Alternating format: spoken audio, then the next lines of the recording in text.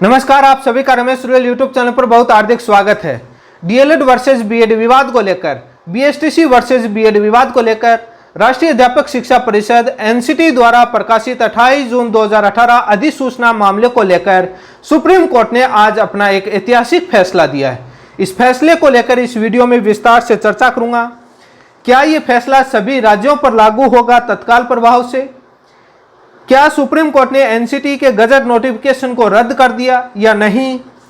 क्या supreme court ने Rajasthan high court के फैसले पर मुहर लगा दी? इसी के साथ भारत के तमाम राज्य जैसे मध्य प्रदेश, यूपी, बिहार, पश्चिम बंगाल, हिमाचल, महाराष्ट्र, पंजाब जैसे तमाम राज्यों में जो याचिकाएं लगी हुई हैं उनको लेकर भी इस वीडियो में विस्तार से चर्चा करूंगा। केवीएस पीआरटी के रिजल्ट को लेकर भी चर्चा करूंगा और भी अन्य इश्यू हैं जो तमाम माध्यम से जो कमेंट किए गए हैं उन सभी चीज़ों को लेकर इस वीडियो में विस्तार से चर्चा करूंगा।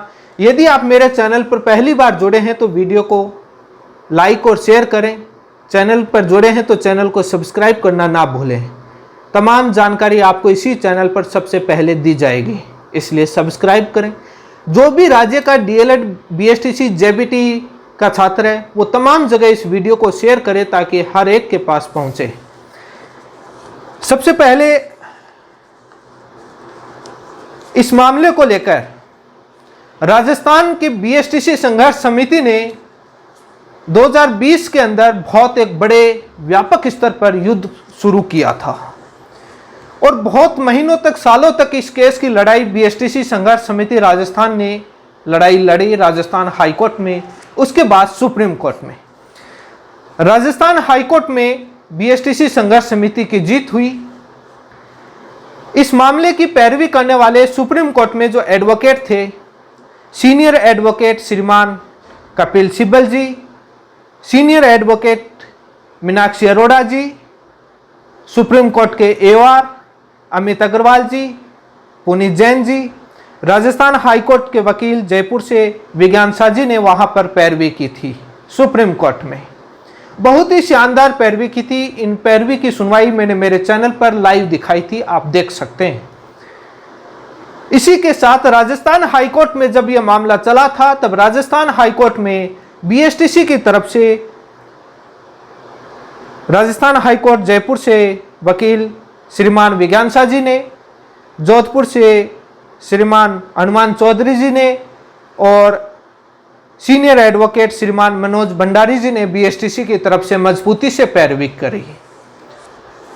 राजस्थान हाईकोर्ट में इन तीनों वकीलों ने, विज्ञान शाह जी ने, हनुमान चौधरी जी ने और मनोज भंडारी जी ने, आज मनोज भंडारी जी सीनियर एडवोकेट बन चुके हैं, बट तीनों ही बड़े अच्छे वकील थे। विज्ञान शाह जी की तो क्या बात कहें, बहुत ही शानदार उन्होंने मेहनत की। ऐसे मनोज भंडारी जी ने, ऐसे हनुमान चौधरी जी ने, तीनों ने बहुत मजबूती से केस लड़ा और राजस्थान हाईकोर्ट से बीएसटीसी छात्रों को न्याय दिलाया। उसके बाद सुप्रीम कोर्ट से न्याय मिला। इस मामले की लगातार सुप्रीम कोर्ट में सुनवाई हुई। सुप्रीम कोर्ट ने इस मामले की सुनवाई करते हुए 12 जनवरी 2023 को फैसला सुरक्षित कर लिया। लगभग 7 महीने बाद आज 11 अगस्त 2023 को इस मामले का फैसला सुनाया। मैंने आपको पहले बताया था कि सुप्रीम कोर्ट जब भी फैसला सुनाएगी उससे पहले दिन सुप्रीम कोर्ट अपने सप्लीमेंट्री कॉज लिस्ट के अंदर लिस्टेड करेगा, मैटर को लिस्टेड किया। आज ये फैसला सुप्रीम कोर्ट में कोर्ट नंबर 2 में जस्टिस श्रीमान संजय किशन कौल जी की बेंच ने फैसला सुनाया। हालांकि उसकी बेंच में सुने थे फैसला justice Aniruddha Bose and justice Sudhanshu Dhulia ji ने सुरक्षित किया था। आज ये फैसला कोर्ट नंबर 2 में जस्टिस संजय किशन कौल जी की बेंच में जस्टिस सुधांशु धूलिया जी ने यह फैसला सुनाया है।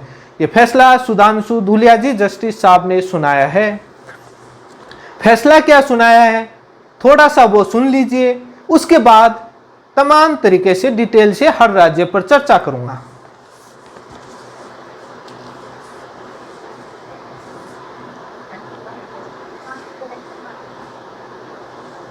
से बढ़िया है ऑनलाइन सब।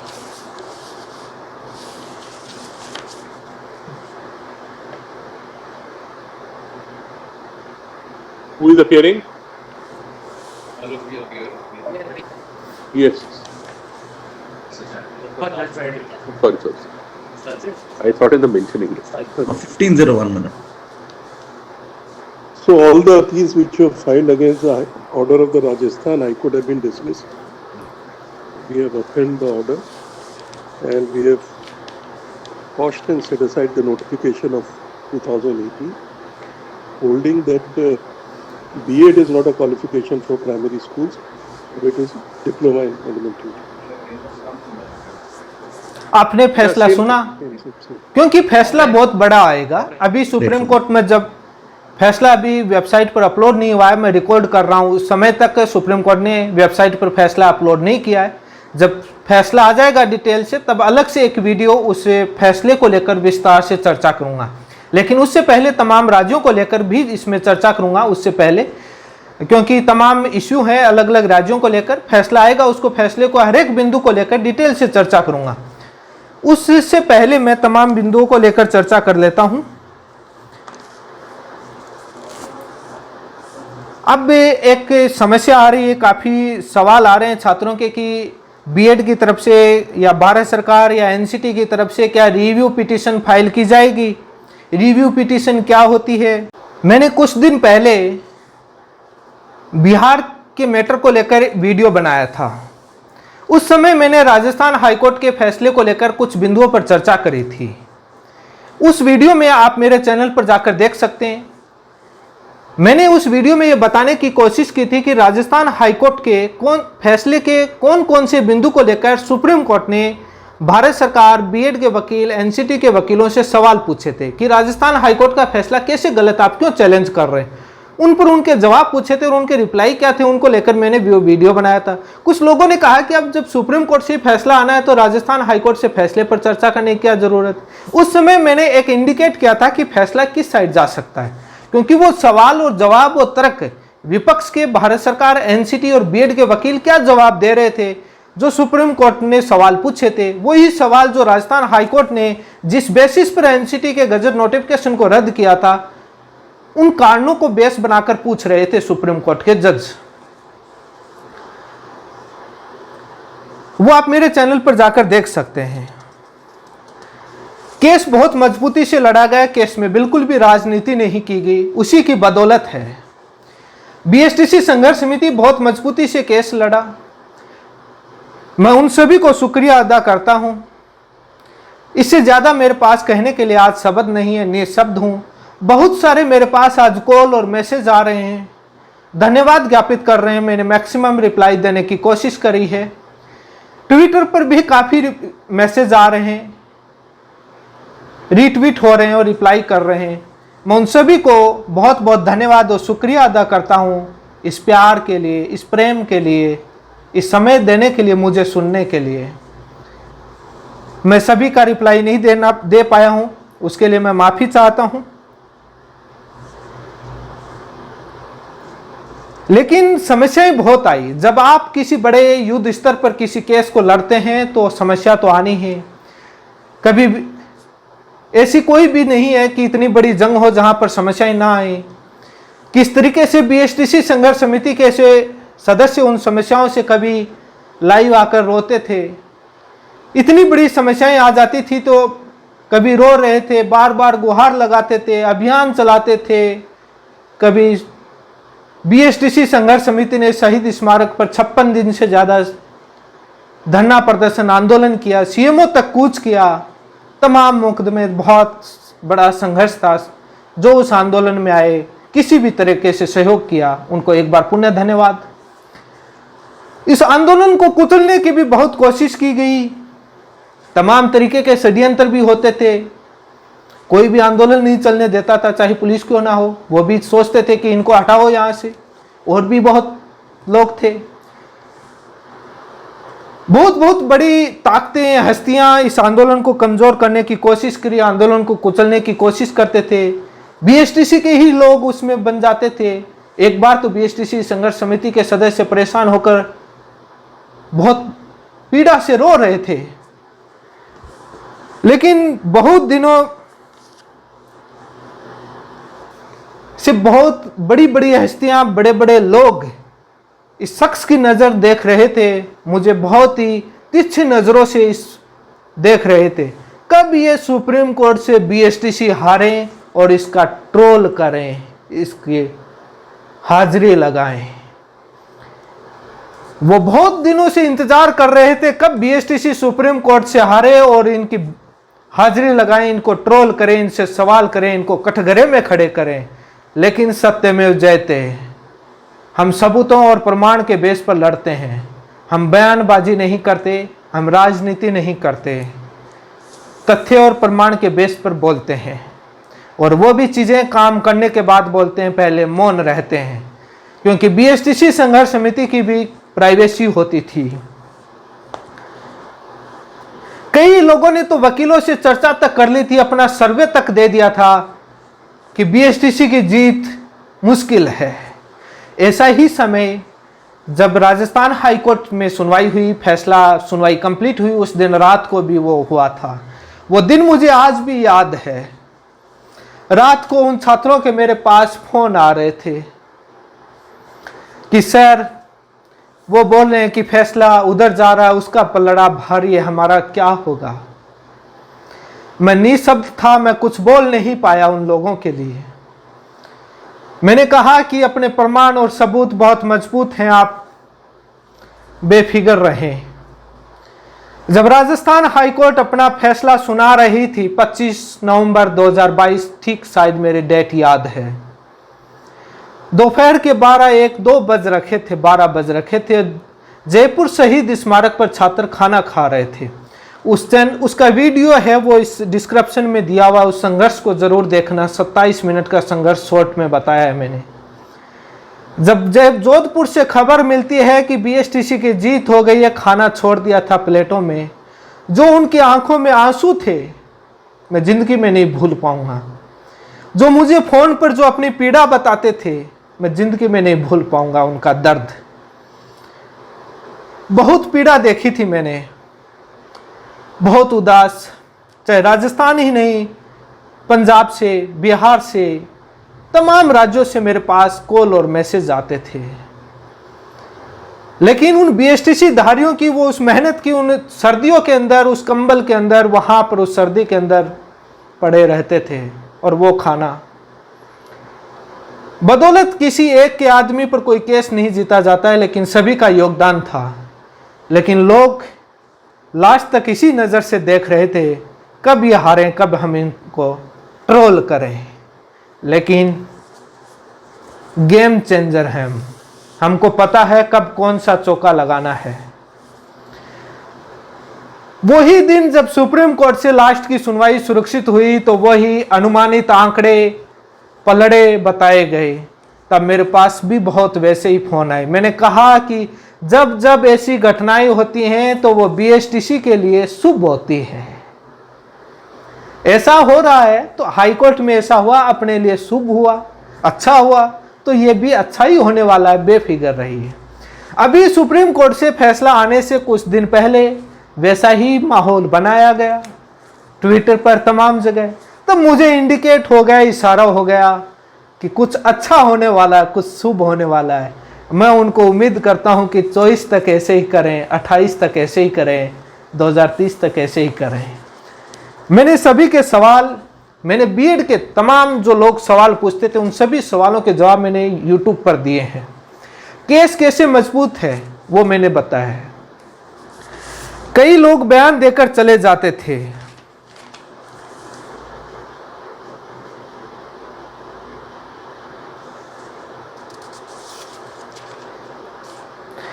कई लोग यहां तक तमाम सोशल मीडिया पर कहा था कि राज्य सरकार की वजह से आप जीत रहे हैं, राजस्थान सरकार की वजह से नहीं तो आप जीतते ही नहीं।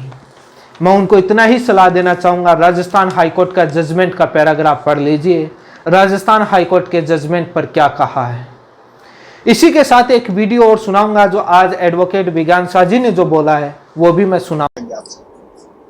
राजस्थान हाईकोर्ट में ऐसा हुआ था कि चूंकि राज्य सरकार ने अपने विज्ञापन में बीएड डिग्री धारकों को पात्र नहीं माना था, तो उनके द्वारा ये याचिका लगाई गई थी कि सुप्रीम कोर्ट द्वारा राम शरण महोदय के जजमेंट में कहा जा चुका है, जो कि इलाहाबाद से गया था, यूपी से गया था, कि कोई भी राज्य सरकार बीएड डिग्री धारकों को लेवल 1 के लिए पात्र मानने से मना नहीं कर सकती। इस स्थिति में जो ये विज्ञापन है ये गलत है। खंडपीठ ने एक अंतरिम आदेश दिया था कि बीएड डिग्री धारक जो याचिका करता है उनको एग्जाम में बैठाए। उस अंतरिम आदेश पर राज्य सरकार द्वारा एक प्रेस नोटिस जारी किया गया कि जितने भी बीएड डिग्री धारक हैं वो याचिका के अध्ययन लेवल 1 में एग्जाम में बैठ सकते हैं। इस बीच में बीएसटी जो डिप्लोमाधारी जो अभ्यर्थी हैं इन सब ने अधिसूचना जो एनसीटी की अधिसूचना जो बाध्यकारी हो रही थी राज्य सरकार पर भी और सर्वोच्च न्यायालय का निर्णय था कि वो बाध्यकारी रहेगी, उस अधिसूचना को जो है खंडपीठ में चुनौती दी थी। दोनों मामलों की जब सुनवाई चली उसके पश्चात खंडपीठ ने ये आदेश दिया कि जो बीएड डिग्रीधारी एग्जाम में बैठे हैं उनके परिणाम जारी नहीं किए जाएंगे। और उस अंतरिम आदेश के पश्चात जब अंतिम सुनवाई हुई जो कि 5-6 दिन तक कंटिन्यूस चली और जस्टिस अकील कुरैशी और जस्टिस सुदेश बंसल साहब की बेंच में उस अंतिम सुनवाई को कंटिन्यूस सुनने के बाद में कोर्ट ने जो जजमेंट दिया उसके अंदर उस अधिसूचना को अवैध माना और उसको निरस्त किया। आप वो जरूर सुनिए आज क्या कहा है उन्होंने। Supreme court UP Ramsharan Maurya का केस सभी राज्य सरकारों को बाधित करता है मानने के लिए। बाहर कर दिया तो था राज्य सरकार ने, बट आप हाईकोर्ट से शामिल तो हो गए थे, परीक्षा तो दी थी। कानून रद्द क्यों हुआ, किन आधारों पर हुआ, वो भी आप इसमें वकील साहब बताएंगे, वो भी जरूर सुनिएगा। फूल मालाओं की बारिश होने वाली है आपके ऊपर तो।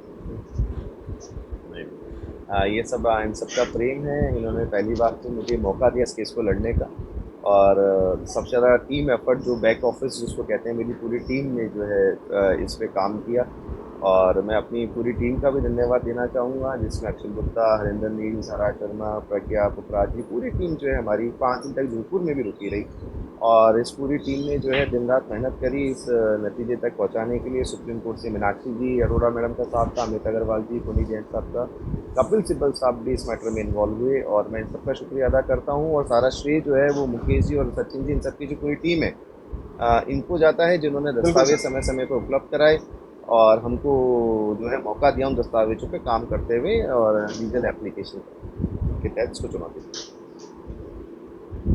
बिल्कुल सर। मुकेश जी आप मेरे साथ बने रहिए। विज्ञान शाह सर से हमने चर्चा कर ली, विज्ञान सर से फिर से जुड़ेंगे। मुकेश रॉयल से अभी कुछ बातें करनी है क्योंकि अभ्यर्थी हैं प्रदेश के लाखों जो मुकेश रॉयल से जानना चाहते हैं कि इस मामले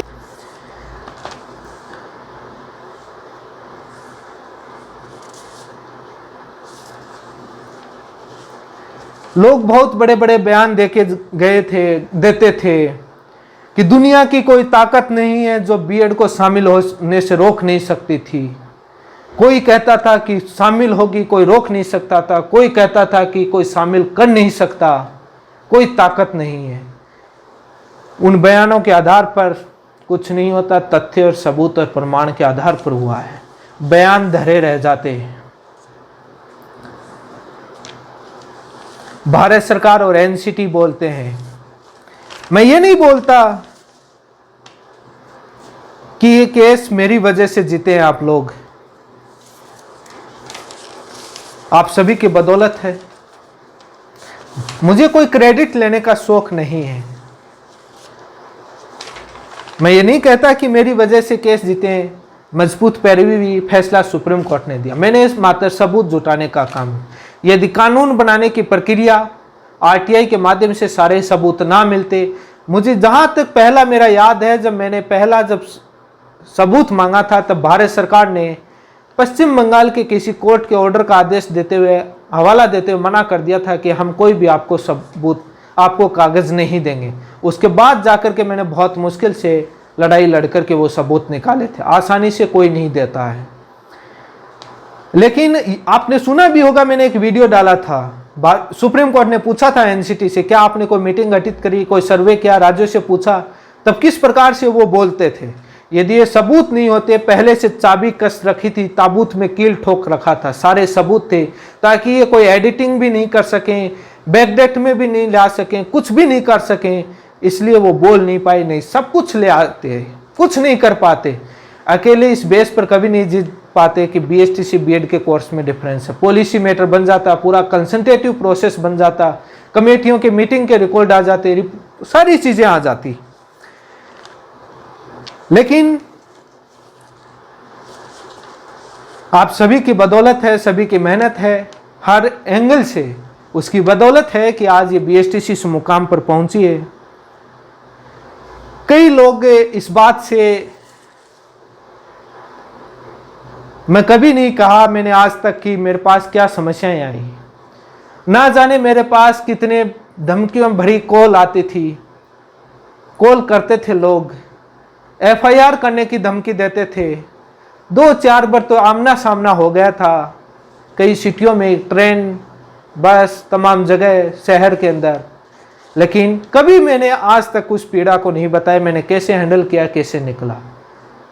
एक पक्षीय था, सत्य के साथ था, जहाँ गलत है उनके साथ गलत नहीं होने दिया, गलत हो रहा है न्याय के साथ था। मैं इसलिए नहीं था राजनीति करने के लिए कि मैं निष्पक्ष रहूँगा। परिवार में तो मेरे भी बहुत सारे बीएड धारी थे, घर में ही थे बहुत, लेकिन सत्य का साथ दिया। ये नहीं देखा कि मेरी राजनीति, मेरी संगठन, मेरा वो चीज़ें कमज़ोर हो जाएंगे इसलिए मैं किसी का साथ नहीं दूंगा, पर्दे पीछे दे दूंगा या आगे नहीं दूंगा, वो मेरा हिस्सा नहीं था। समस्याएं बहुत आई, बहुत क्या बताऊं कि किस प्रकार की समस्याएं आई, आप मैं बता नहीं सकता, कोई फ़ायदा नहीं है, क्योंकि इतनी मेरी उनसे लड़ने की क्षमता है, मेरे में पावर है कि मैं हैंडल कर सकता हूं, कोई दिक्कत नहीं है। सोशल मीडिया पर उस पर बखान करना या उसकी वाई लूटना वो मेरा सैद्धांतिक नहीं है, क्योंकि जब वो ही इतनी पावर नहीं हो तो बाद में क्यों मुद्दे उठाने ही नहीं चाहिए। जब हिम्मत नहीं हो तो हिम्मत होना चाहिए चैलेंज करने का। ये सारी चीज़ें आरटीआई की क्या क्या कानून बनाने की प्रक्रिया में कैसे कमी रही थी, इसको लेकर मैंने विस्तार से वीडियो बनाया मेरे चैनल पर, आप आराम से देखिए जब फ्री हो। मैं अन्य राज्यों को लेकर भी आऊँगा। कई बीएड धारी कमेंट कर रहे हैं कि आज तक इतिहास में, कमेंट किया था कि आज तक इतिहास में कभी भी भारत सरकार का गजट नोटिफिकेशन खारिज नहीं हुआ, खारिज नहीं होगा। इतिहास में पहली बार हुआ, देख लीजिए कैसे होता है। इतिहास में पहली बार हुआ, उनको कहना चाह रहा हूं कैसे गजट नोटिफिकेशन रद्द होता है, देख लीजिए कैसे होता है। और सुप्रीम कोर्ट से और हाई कोर्ट से भी, कई लोग तो पहले कहते थे कि हाई कोर्ट कर ही नहीं सकता, बाद में बोले सुप्रीम कोर्ट नहीं कर सकता, पॉलिसी मैटर, देख लीजिए केस कैसे लड़ा जाता, क्योंकि वो पहली बार मैदान में आए थे, उनको मालूम नहीं था। कई ये भी कहा गया कि 5000 पेज की फाइल है इसलिए फैसला लिखने में समय लग रहा है।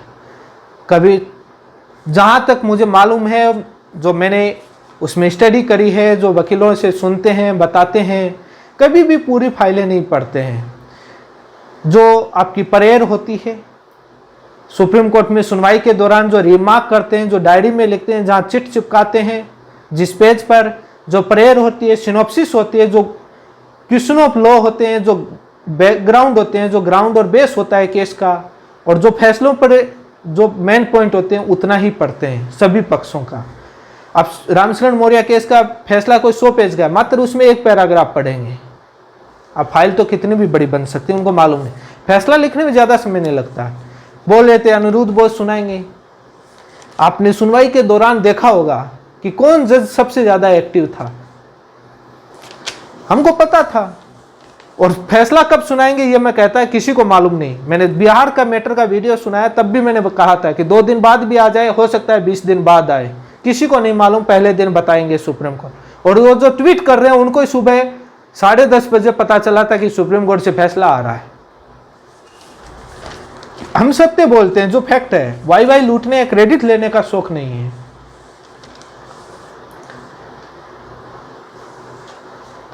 लेकिन तमाम तरह की जो कई चीजों की बातें हुई, अब अन्य राज्यों को लेकर चर्चा करता हूं। जो मेन बिंदु है, मध्य प्रदेश में, सभी राज्यों पर आऊंगा। मध्य प्रदेश में बीएड प्राइमरी लेवल में शामिल होकर ज्वाइनिंग हो गई। वहां पर पूरी भर्ती प्रक्रिया हाईकोर्ट के अंदर केस लगा, हाईकोर्ट की याचिकाओं के अधीन हुआ। हाईकोर्ट ने कहा कि सुप्रीम कोर्ट के फैसले के अधीन नियुक्तियां होंगी। जब सुप्रीम कोर्ट ने उस गजट नोटिफिकेशन को रद्द कर दिया है तो उससे सब्जेक्ट टू रिट पिटिशन सारी ज्वाइनिंग हुई। प्राइमरी लेवल से बीएड बाहर होगी वो मध्य प्रदेश से, और डीएलएड वालों को ज्वाइनिंग मिलेगी, उनको बाहर करना पड़ेगा। अब वो डिपेंड करता है कि डीएलएड वाले अपने कितने मजबूती से हाईकोर्ट के अंदर उस केस को लड़ते हैं। और सीनियर एडवोकेट, वो सीनियर एडवोकेट नहीं जो अपने मुंह से कहो, वो सीनियर एडवोकेट जो वहाँ के हाईकोर्ट डेजिग्नेट देती है और उनको बनाती है बाय रिकॉर्ड, वो शानदार सिविल मैटर के एक्सपर्ट सीनियर होंगे और आप मजबूती से लड़ेंगे तो बाहर हो जाएंगे, वो हट जाएंगे लगे हुए। बिहार को लेकर, बिहार की जो अभी होने वाली अगस्त में प्राइमरी टीचर भर्ती परीक्षा स्थगित हो सकती है। क्यों हो सकती है स्थगित? क्योंकि अभी सिटी बताया है, एग्जाम सेंटर नहीं बताए कई लोग बोल, बट प्रोसेस तो लगभग कंप्लीट हो गई।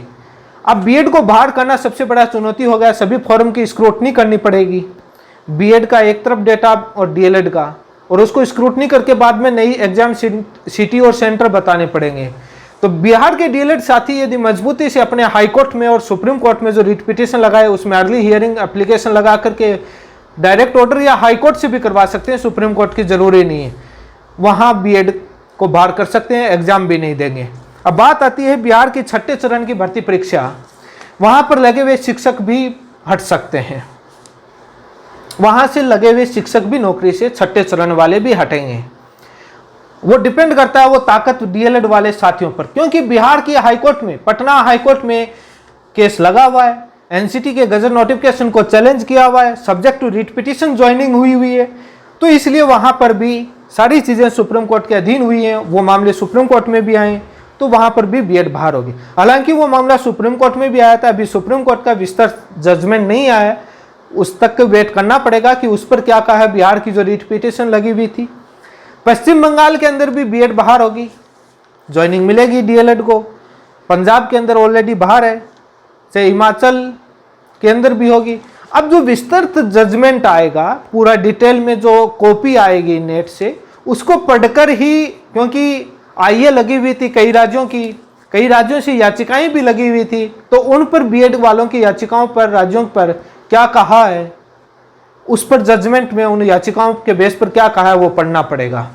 लेकिन ये तय है कि भारत के सभी राज्यों से बीएड प्राइमरी टीचर भर्ती से बाहर हो गए हैं, चाहे केवीएस हो, केवीएस ओनली पीआरटी का इंटरव्यू लेगी, बीएड बाहर, बीएड का रिजल्ट जारी नहीं होगा, एग्जाम दी, जैसे राजस्थान में बीएड वालों ने रीट लेवल 1 की एग्जाम दी, रिजल्ट जारी नहीं हुआ, केवीएस का रिजल्ट जारी नहीं हुआ। वो मैंने पहले एक वीडियो में बताया था, उसके रिजल्ट पर स्टे को लेकर के राजस्थान के अंदर केट के अंदर केस लगा दिया था। वो बताया था कि केवीएस पीआरटी का सुप्रीम कोर्ट के फैसले से पहले रिजल्ट जारी नहीं होगा, पहले उसका काम कर दिया था, बहुत पहले बताया था मैंने आपको। भारत के तमाम राज्य को लेकर मैंने बता दिया, जहां पर बीएड शामिल होकर ज्वाइनिंग हुई है उन तीनों राज्यों के बारे में बताया। बाकी पूरी डिटेल से आप मेरे चैनल पर जुड़े रहें, सब्सक्राइब करें, तमाम जगह शेयर करें, ताकि जो जजमेंट की कॉपी जैसे ही आती है उसको लेकर बाई पॉइंट वाइज पॉइंट और याचिकाओं के सभी याचिका वाइज मैं पूरा विस्तार से बताऊंगा, इसलिए आप जुड़े रहें, सब्सक्राइब करें। और ये आज मुख्य तौर पर भारत सरकार के कानून, राष्ट्रीय अध्यापक शिक्षा परिषद के कानून को रद्द करवा दिया है। और अब बात आती है कि 2019 में अमेड को शामिल को लेकर जो वो क्या नोटिफिकेशन वैलिड रहेगा, वो उसी 2018 के नोटिफिकेशन के बेस पर ही शामिल किया था। जब 2018 का रद्द है तो 2019 वाला ऑटोमेटिक चला जाएगा, जिस बेस पर वो शामिल किया था तो वो भी होगा बाहर, रद्द होगा। अब भारत के तमाम राज्यों से बीएड बाहर होगी, गजट नोटिफिकेशन रद्द कर दिया है सुप्रीम कोर्ट ने, राजस्थान हाईकोर्ट के फैसले पर मुहर लगा दी है, और ये एक रिपोर्टेबल जजमेंट है, बहुत ही अच्छा। अब रिव्यू पिटीशन को लेकर के काफ़ी मैसेज हैं, काफ़ी लोग ये भी कह रहे हैं विपक्ष के कि वो एक भारत सरकार के शिक्षा मंत्री जी के नोटिंग की वजह से ये रद्द हुआ, वो नहीं होता।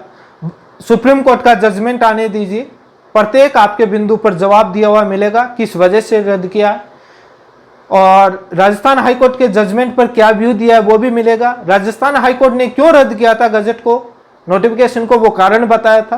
तो अकेला वो कारण नहीं है, बहुत डिटेल से आज उसमें हर बिंदु पर मिलेगा कि किस प्रकार से क्या क्या क्वालिफिकेशन को लेकर, योग्यता को लेकर, कानून बनाने की प्रक्रिया को लेकर तमाम बिंदुओं पर विस्तार से मिलेगा। रिव्यू पिटीशन को लेकर, रिव्यू पिटीशन दायर करने का अधिकार है, 90 दिन में कभी भी दाखिल कर सकते हैं, बीएड भी कर सकता है, भारत सरकार भी कर सकती है, एनसीटी भी कर सकती है। रिव्यू पिटीशन दायर करने का अधिकार है, कर सकते हैं। किस बेस पर करते हैं, किस ग्राउंड पर करते हैं, 90 दिन में कभी भी कर सकते हैं। तो उसको लेकर रिव्यू पिटीशन को लेकर अलग से एक दिन चर्चा करूंगा, वीडियो बनाऊंगा। इसलिए फैसला आने दीजिए, उसके बाद रिव्यू पिटीशन पर चर्चा करेंगे। फैसला आ गया, बस कॉपी मिलने दीजिए, उसके ग्राउंड पढ़ने दीजिए, उसके बाद रिव्यू पिटीशन पर पुनः विचार याचिका बोलते हैं, उस पर चर्चा करूंगा कि क्या हो सकता है। इसलिए आप जुड़े रहें, चैनल को सब्सक्राइब करें। आप सभी का बहुत बहुत धन्यवाद। मुझे सुना, किसी प्रकार की आज तक किसी को बुरे शब्द बोले गए हों, लगे हों बुरे शब्द, मैंने कोशिश करी कि संयम बरता, कभी किसी को नहीं बोला, उसके बावजूद भी माफ़ी चाहता हूं। लेकिन बीएसटीसी साथियों का बहुत तहे दिल से धन्यवाद देना चाहता हूं। प्रत्यक्ष या अप्रत्यक्ष रूप से आपने जो इस संघर्ष में योगदान दिया, साथ दिया। कोई भी जंग इतनी बड़ी भारत सरकार के कानून को रद्द करवाना अकेले एक आदमी के हाथ में नहीं होता है, नीचे से कड़ी जुड़कर होती है और उसमें एक संयम बरता जाता है। और बीएसटीसी संघर्ष समिति की जो एकता थी, यूनिटी थी, किसी भी प्रकार से विपक्ष ने खदेड़ने की कोशिश करी, तोड़ने की कोशिश करी, कई लोगों ने कोशिश करी, लेकिन उनकी एकता, उनके बीच में जो ट्रांसपेरेंसी है, एक उनके बीच में जो एक फ्रेंडशिप थी, वो बहुत शानदार थी। और उसी की बदौलत है कि आज बीएसटीसी जीत पाई है।